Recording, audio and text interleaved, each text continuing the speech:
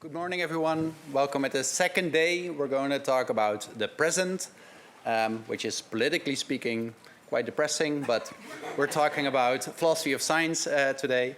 And our first speaker is Angela Potochnik.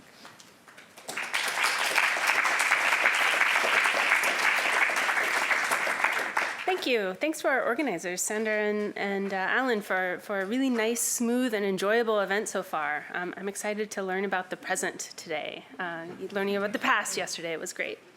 So on that point, Sander and Alan suggested that the goal of the present section is for us collectively to take stock and identify elements of a vision for a future that again, then I guess then we get to hear more about tomorrow when our future presenters are on stage. So the speakers for today, as I understood it, were asked to think broadly about the status of philosophy of science today. So for that reason, this is a pretty broad talk. It's a strange talk. I hope it still manages to be interesting. We'll see. The focus of the talk, as you can see, is what I'm calling the human imprint on science. In the past decades, there's been a shift, I think, in philosophy of science toward taking more seriously how scientists and the audiences of science shape scientific practices and findings. The shift has been felt in increased attention to cognitive aspects of scientific understanding, roles social values are taken to play in science, how different models are valuable in different circumstances, and more. In this talk, I'm first going to explore how some increasingly prominent philosophical topics, I think, reflect this shift toward considering the human imprint on science. I'm then going to emphasize a point that I don't think receives enough attention in philosophy of science today, namely how this leads to scientific findings that are inconsistent with one another. And then I'm going to conclude by outlining how this emphasis parts ways with some other philosophers currently considering related questions. I have said to a couple of people before, and this is the defensive part, that I'm like, I'm not just saying obvious things. Like, I do disagree with some people, and in fact, some people who have otherwise quite aligned positions with the main themes of my talk. As I said, the first part of the talk is to convince you that there's continuity across a few different areas of contemporary philosophical work, sort of topics that have been gaining prominence over the past decades, and that these all, I think, reflect, at least in part, a shift toward considering the human imprint on science, how human practitioners and audiences shape the science, the results of science.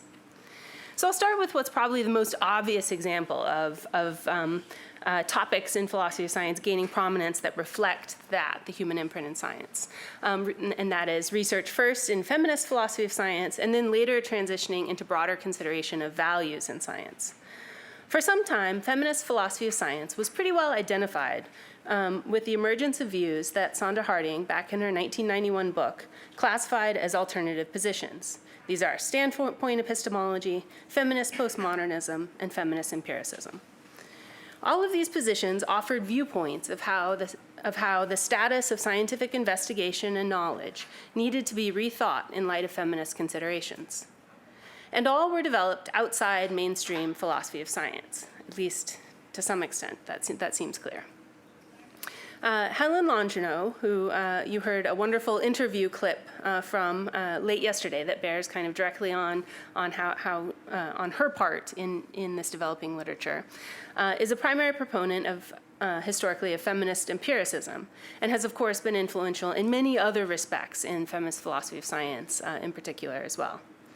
Since Harding identified these alternative positions in feminist philosophy of science, or feminist epistemology of science, the positions have all been refined and overlaps among them explored.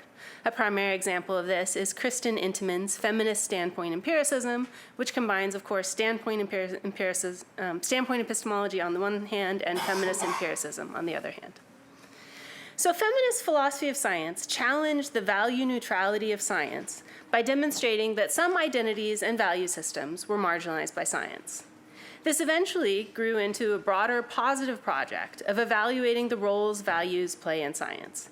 So for example, in an influential 1994 paper, Helen Longino explored how the cognitive values that Kuhn had identified actually can vary, right? Sort of encouraged us to imagine how those cognitive values might not be uniformly held.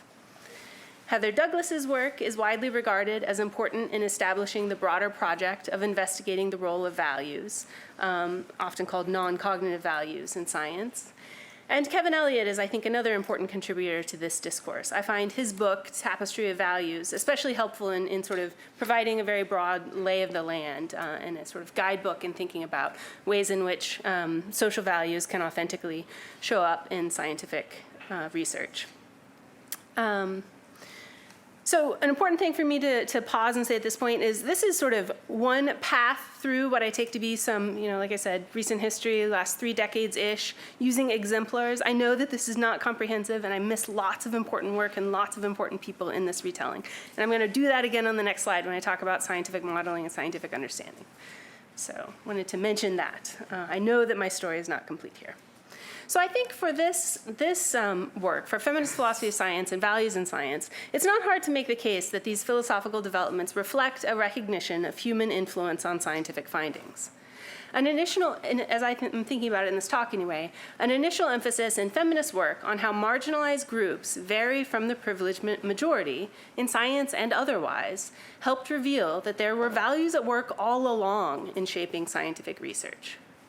Another point that I'd like to make along the way here is that I think it's important not to forget that feminists, for us, collectively as a field, right? We saw yesterday, I think, that it's very easy to have forgettings in an academic discipline over decades. And I think it's really important for us not to forget that feminist philosophy of science helped introduce values in science as a philosophical topic to begin with.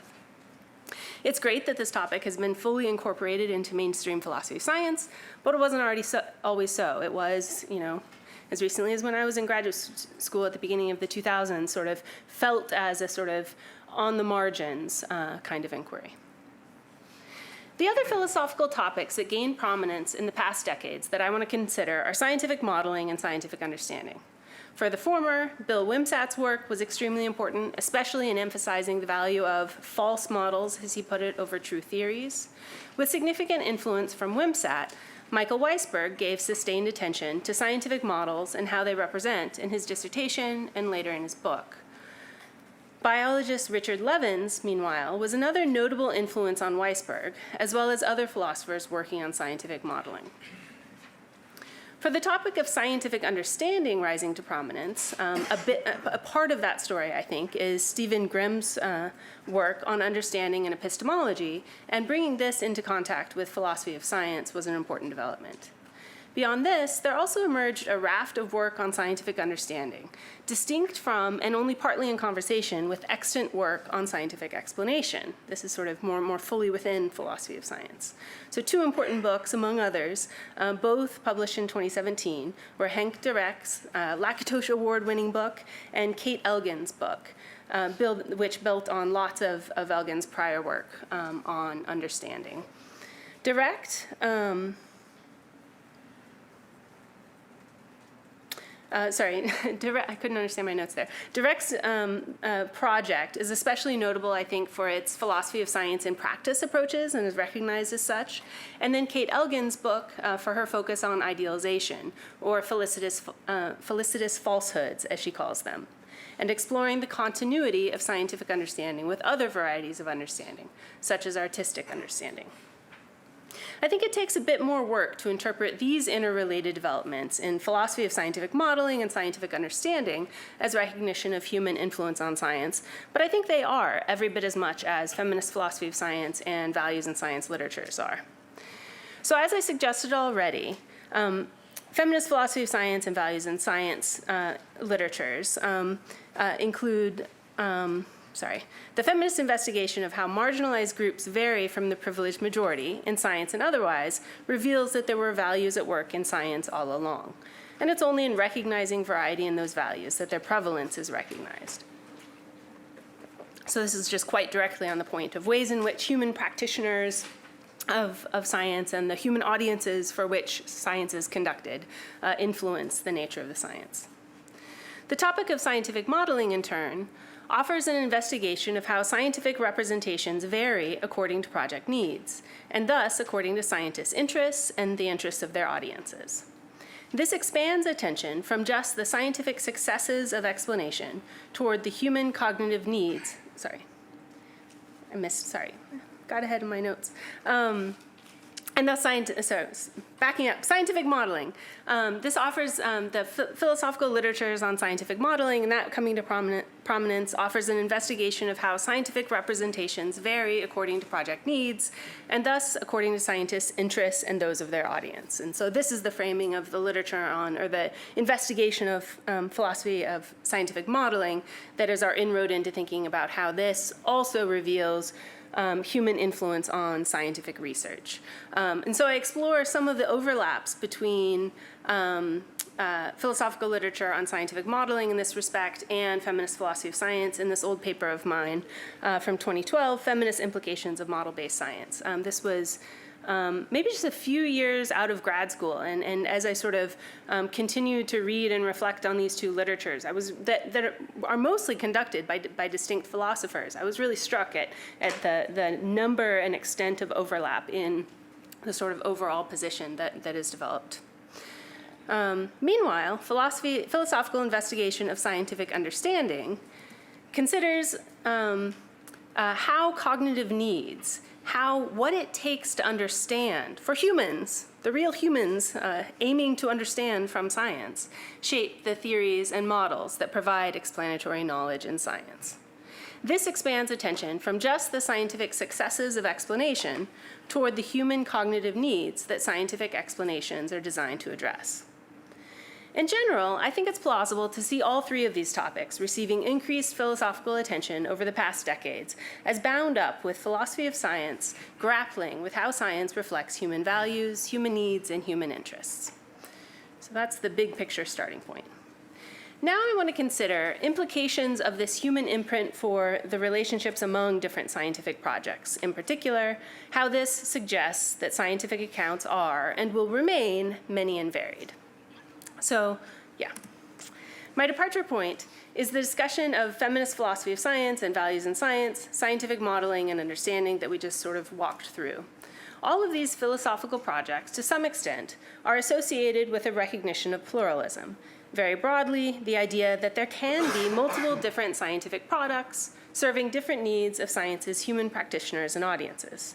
Some versions of a focus on pluralism are linked also to consideration of roles of idealization, how simplifying assumptions facilitate representation of specific features.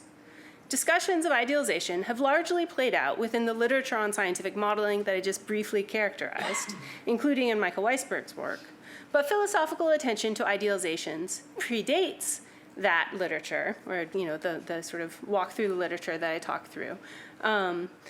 And the use of idealizations in science isn't specific to models. The practice of idealizing expands beyond model-based science. An important illustration, I think, of both of these points is Nancy Cartwright's first book from 1981. I didn't write that down. I think I have that right. 81 or 82. I think it's 81. Consideration of the implications of idealization has also played out in discussions about the nature and role of scientific understanding as well. So this is another kind of, I think, through line across those literatures that I looked at a minute ago. So this is what I mean with the phrase many and varied. Quite broadly put, again, I recognize I'm being very broad and accordingly hand-wavy in this talk. Philosophers have come to recognize that scientific research can result in multiple accounts of even the very same phenomena, and that these accounts will vary in what they accomplish and how. Many also think that these multiple accounts can be expected to persist without being integrated in any sort of grand story.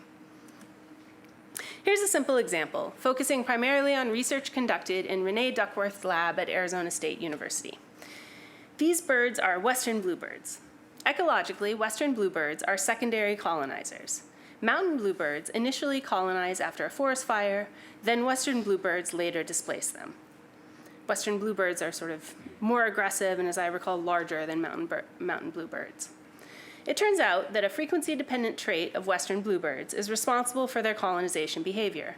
Aggressive males colonize new territory, while non-aggressive males or less aggressive males stay put. And the frequency of these types in the population is under, it turns out, epigenetic control. There's a maternal effect on behavioral types via testosterone levels present in eggs. So there's a kind of variability that you can get with early development Western bluebirds that results in a variation, potential variation in the frequency of aggressive versus non-aggressive types. Each of these findings about Western bluebirds are supported by different modeling techniques, facilitated by different idealizations. I'm not going to show you how, but I'm going to give you a brief sampling of the kinds of idealizations that facilitate each of these sort of recognitions about Western bluebirds from the perspective of different scientific projects, right? Where the first is a project in ecology, the top that is, the second something more in evolutionary ecology, and then the bottom related to epigenetic inheritance. So again, gesturing towards the idealizations that facilitate these findings. For ecological research into species range, it's typical to assume that the population shifts locations as a whole, that organism traits are unchanging. When investigating colonization behavior as a frequency-dependent trait, in turn, idealizations include that strategies propagate to the degree of their success and that the background environment is stable. And for the epigenetic investigation, it can be assumed that fitness of a trait is constant in a given environment. So like I said, this discussion is schematic. I've sort of just given you sort of a promise. I've claimed that these idealizations facilitate the research that resulted in these different findings about the Western bluebird. But I hope that gesturing in that direction sort of gives your brain enough to kind of see why that might be the case for each of these. And I also chose example idealizations that quite patently wouldn't be useful in pursuing the other types of research.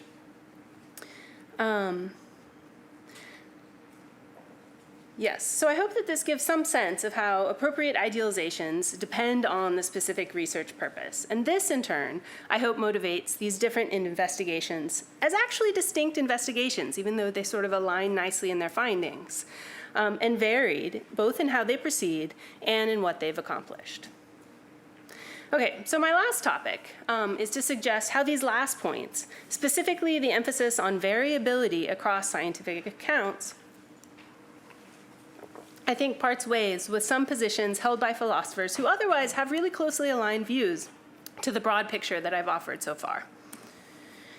One implication of this view of many and varied scientific accounts, with different idealizations furthering different representational goals, is that, considered across different scientific representations, posits are regularly inconsistent with one another. So here, posit, and I think I'm following Kate Elgin in doing this. I'm using posit generically. This might be something claimed to be true, something assumed contrary to fact, etc. Okay, so with defining posits, I have to get my bearings again. So I think that one implication here is that different idealizations furthering different representational goals considered across different scientific representations, posits are regularly inconsistent with one another. And we saw that in the little Western bluebird quick example that I gave.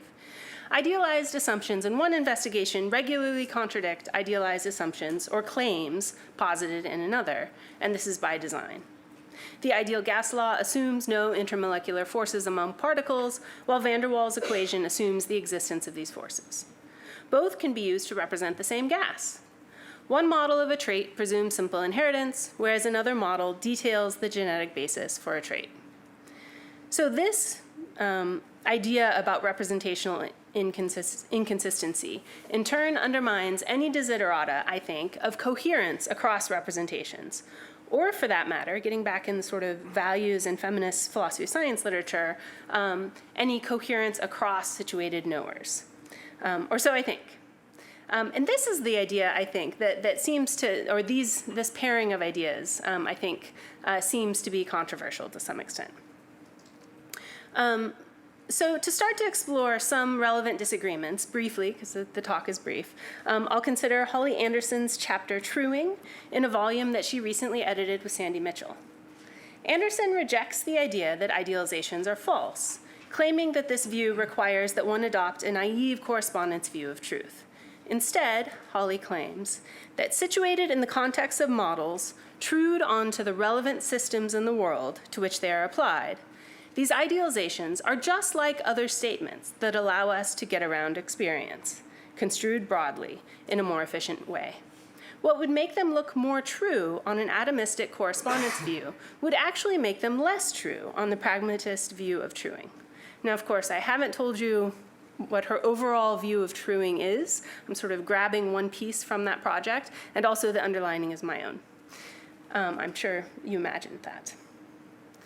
So, but in contrast to this view that Holly's developed on how idealizations are in keeping with other statements that we make, insofar as all are useful in the project of truing. I think that there is an important difference in the intent of idealizing assumptions compared to claims asserted as true. These are sort of the opposite poles of types of posits that I suggested a minute ago. In my view, idealizations are assumptions that are made without regard to whether they're true, and often with full knowledge that they're false. The important difference isn't just whether the posit between a claim something posited as true and a claim made, and an assumption made contrary to fact. The important difference there isn't ultimately just whether something is true or false, but the spirit in which something is posited. So idealized assumptions, I think, regularly throughout science are posited without regard for whether they're true. They're doing some work for some representational work and some work for the research that can be accomplished without attending to whether the assumption is true or false. So an implication of this idea is that while claims may be exportable, claims of truth, right, may be exportable from a particular research context, idealizing assumptions are not. So recall earlier when I talked about the difference between the idealizing assumptions of the ideal gas law versus van der Waals equation. And then consider again the Western bluebird example. We know on the basis of this research that Western bluebirds displace mountain bluebirds from their post-fire colonization. It would be extremely odd to say that we also know on the basis of this research that Western bluebird populations shift locations as a whole and that their traits are unchanging. In fact, other research shows us that these are not the case. But those are posits made in a particular research context simply in order to facilitate exportable truth claims. They're idealizations in a particular research context. To take on these posits in the same spirit of sort of claims of truth would be, I think, to misunderstand their special role in one of many specialized different research endeavors. Okay, my point in response to Anderson's idea of truing focused on how idealized assumptions vary across different scientific projects. But I think theoretical knowledge is also variable across scientific communities in its own way. According to Michela Massimi and her recent book, Perspectival Realism, any genuine scientific knowledge requires negotiating agreement across scientific perspectives. Note that on her view, scientific perspectives are quite sweeping. These include knowledge claims, as well as all experimental, theoretical, and technological resources, and the methodological and epistemic justificatory resources that in turn support those. So scientific perspectives are quite broad, incredibly broad, huge systems of thought, right? And yet she requires that genuine scientific knowledge must negotiate agreement across these perspectives. Especially if we delineate perspectives so broadly, I wonder how common it is for scientific communities to engage across perspectives to negotiate about what there is and what those things are like. I take it to be an important theme of some pluralist takes on science that scientific communities regularly persist in different focal points and emphases, even of the same phenomena and kinds. So a really nice example, a really nice study of this that I find myself returning to year after year is Helen Longino's 2013 book, which provides an in-depth case study of behavioral science research on aggression and sexuality. One of her main findings is that each scientific field, such as behavioral genetics, molecular genetics, and neuroscience, she investigates more beyond that as well, defines the phenomenon under investigation in a different way. In behavioral science research, aggression and sexuality are each multiply operationalized. The differences relate to different tools and different aims of investigation across these subdisciplines. Michela describes her project in realism as answering the question of how it is possible for different epistemic communities to reach the same conclusion about that something is and what it is. But this question presupposes different epistemic communities do reach the same conclusions, at least in a provisional way. A pluralist of a different variety might well ask why we should expect this to occur in science, citing as evidence continuing variation in how epistemic communities define their terms and understand their aims. Massimi appeals in her book to Otto Neurath's famous boat, a metaphor for his anti-foundationalism about knowledge. Neurath's alternative to epistemic foundationalism relied on Ballungen, imprecise and non-technical terms, understandable across historical epochs and fields of expertise, so able to support communication. For Neurath, Ballungen are associated with different technical definitions in different historical and scientific contexts, so their vagueness and their ambiguity are refined in incompatible ways across different historical and scientific contexts. A pluralist who does not anticipate scientific communities negotiating across perspectives to inform their inferences may thus resist Massimi's requirement of convergence across perspectives for genuine scientific knowledge. Whether something is and what is may not have an answer simpliciter, but only an answer relative to certain assumptions and purposes. If so, then epistemic communities shape their scientific projects in a way that goes beyond simply establishing their starting point of inquiry. So perhaps my perspectives on these topics are most aligned with Kate Elgin's work. I've already mentioned her a decent bit in this talk, including as she developed it in her 2017 book, True Enough. So this is my last contrast that I'll draw. On Elgin's account, truth is not an absolute standard, but rather a variable threshold. A posit is true enough when it participates in a broad, coherent account. This view supports the variability of different kinds of posits that I insisted on in response to Anderson's view. For Elgin, claims of truth must be at least approximately accurate to be true enough, whereas assumptions contrary to fact may be wildly inaccurate, while still being true enough for the present purpose that they're serving. Elgin's move of shifting from truth to a variable threshold requirement of true enough legitimizes variability, similar to what I've emphasized in this talk as a feature of science. But I think that cashing out her threshold requirement for truth in terms of its participation in a broad, coherent account undermines this, as it requires posits to be consistent across a broad understanding of a domain. Elgin says, not only must the commitments be internally coherent and consistent, they must cohere with and be consistent with other things we reflectively endorse. And this is for true enough in general, not just for claims of truth. Requiring participation, I think, in a broad, coherent account for posits to be true enough results in idealized assumptions that vary across scientific research projects being unacceptable, even though these felicitous falsehoods, as Elgin calls them, are one of the primary motivations for her project.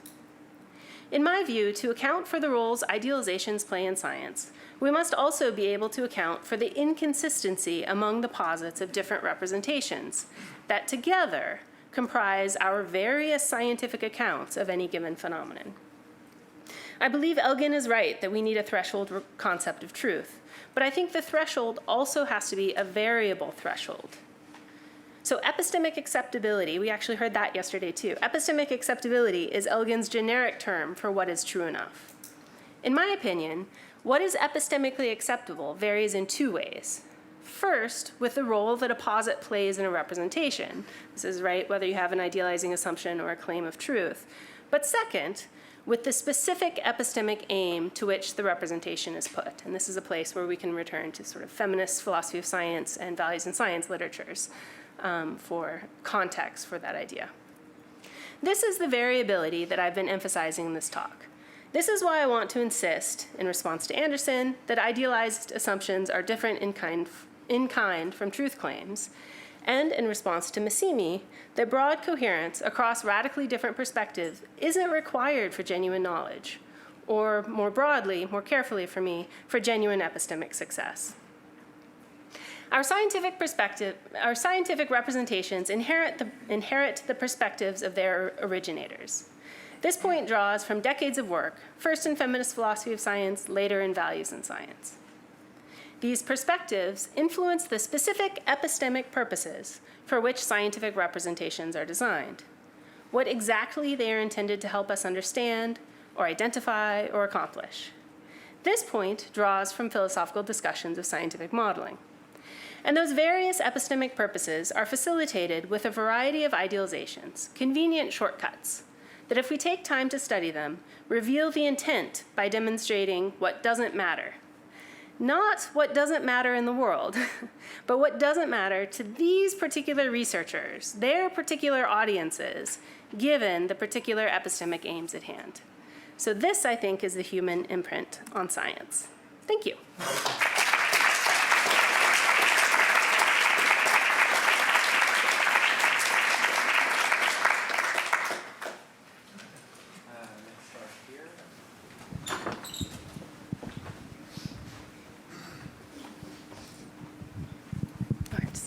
Thanks, Angela, for what I think was a lovely representation of some important themes in our field. I think what you've said has really important implications for some of the things discussed yesterday about the place of philosophy of science in the discipline. Because if you look at the way you have portrayed much of what's happening in our field, and then you look at the ways in which the rest of the discipline construes philosophy in relation to the sciences and the conception of science involved there, that is very much at odds with the picture you've presented. And it strikes me that that on the one hand indicates a kind of isolation of our field from the rest of the discipline, and also a project looking forward for us to bring this kind of work into philosophy more generally. And my question really is, do you see a prospect for that, both for our efforts and for their reception in the discipline? Thanks, that's really interesting. I'd like to talk more about it. I don't feel particularly qualified to speak to how these kinds of developments fit in developments in the field of philosophy more broadly. It's just something I haven't thought that much about. I mean, the only things that occurred to me initially is that I think there are some aligned, work and some overlap, right? Some philosophical overlap with work outside of philosophy of science and other areas of science, at least for the scientific understanding bits and for the feminist philosophy of science bits. So maybe those connection points offer some first step. Yeah, I'll stop there. Go ahead. Hello. Thank you. That was interesting. I don't think we disagree a huge amount, but I did want to sort of clarify something. And I know that not everybody is really on board with sort of the pragmatist stuff, but I kind of wanted to challenge you back about some of those idealizations, in the sense that part of what I wanted to say part of what I said in that chapter, which was really long and rambling, and you picked a good sort of sample quote to take out of that, is that when you take those assumptions sort of out as kind of like atomistic statements, then you've actually changed their meaning. And so they don't have a single deterministic true or false outside of the modeling context, so that you can't just say, oh, it is the same assumption here or there. Rather, it's, the unit of evaluation is sort of much more holistic, and it only has significance for what it is doing inside that context. So in that sense, it's not that they're either true or false. I think it's, if you take them out, you've now shifted the meaning, and whatever it is that you're now pointing at as true or false is a different thing than it was when it was inside the modeling context. Yeah, good, that's helpful, thank you. I think you're right. There's something in the shock value of doing that I think I rhetorically rely on in talks, right? Because you can say, planes are frictionless, and that strikes us as having some content that within the very particular research context, right, of in which this assumption is employed, it makes sense as a posit. The bit that I really think is crucial to hold on to, and that I think a lot of folks are too quick to move on from, is sort of a consideration of the different intent and I think epistemic status of the different types of posits made in a representation. And I think that variability is something really interesting about about how we accomplish representation in science that deserves attention. First, because it puts some pressure on sort of pat standard accounts of how the work is done. And then second, for the reasons I've emphasized in this talk, that I think this is a place where, that is, idealized assumptions in particular, is a place where sort of researchers' interests are revealed, right? The particular aspects of the phenomenon in which the researchers conducting this one type of study care about, and all of the aspects of the phenomenon that they are sort of shoving to the side. So I think that's actually a really important role or sort of signifier of idealizing assumptions, and a reason to focus in on the work done by those assumptions in particular in the representation. We just had a quick question from online here. 1 second. Thank you so much for the really interesting talk. And I just wanted to follow up on Holly and kind of ask for a clarification, because I'm glad that we can have the opportunity of continuing these conversations. But I was just curious about your take on pluralism here and the ability to make what you call epistemic success. So part of what I do in the book that you kindly refer to is really to start with the, in a way, the fact of science, following the kind of neo-Kantian Marburg school. So the fact that we do have a science, and we very often make assertions about what it is and that something is. So we can make assertion that, you know, there are neurodivergent conditions like dyslexia, and also we can also make a definition of what that is. That doesn't mean that we agree in any way. So there is a massive controversy and debate. There are different epistemic communities that use different data, make different inferences, depending on whether we're looking at fMRI scan of the brain or we're looking at educational data and approaches in pedagogy. And so what I try to do in the book is to show that the ability that we have to produce reliable knowledge is by bringing this plurality of communities in dialogue with one another, and the ability of those communities to hold each other accountable in how we go about justifying those claims.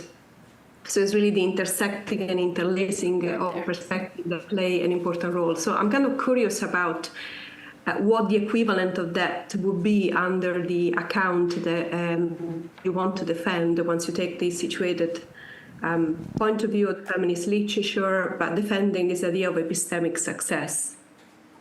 Thank you. So I'm going to mute myself, and I hope my question was clear, because I'm kind of relying on iPhone at the moment. The internet is down here, so apologies if the audio was not very clear. It was great. We see you and hear you really well. Thank you. I'm glad that you weighed in too. I tried to maximize the overlap between people participating in this event and the people who I talked about. And so I'm glad that you said something, because I felt awkward that you weren't in the room and I was engaging with your work. I mean, this is a big topic, and of course, you and I have chatted some about it along the way. I don't know how compelling or complete of a picture I'll be able to give on the fly, but I think I can at least say that and I also should say, I think the motivating questions for your book vary to some extent from, and some of the literatures that you engage with, right, vary from kind of where I'm coming from in this talk. So to some extent, there's sort of different projects at work. But I think my best sense for where I want to part ways is getting back again to the sort of study that I mentioned in passing in Longino's 2013 book in studying human behavior. And particularly that what we see there is, even with a particular kind of broadly construed, at least research question at hand, we see researchers with different training and different largely unarticulated specific goals, understanding the kind of basic lay of the land and using the same words and concepts in distinct ways, such that what results in each of those projects are inconsistent with one another. And this is, I think Helen intends it to be, and I think it is successful scientific research. And I think that just recurs over and over in a lot of the areas of science, all of the areas of science that I have any kind of depth of knowledge of.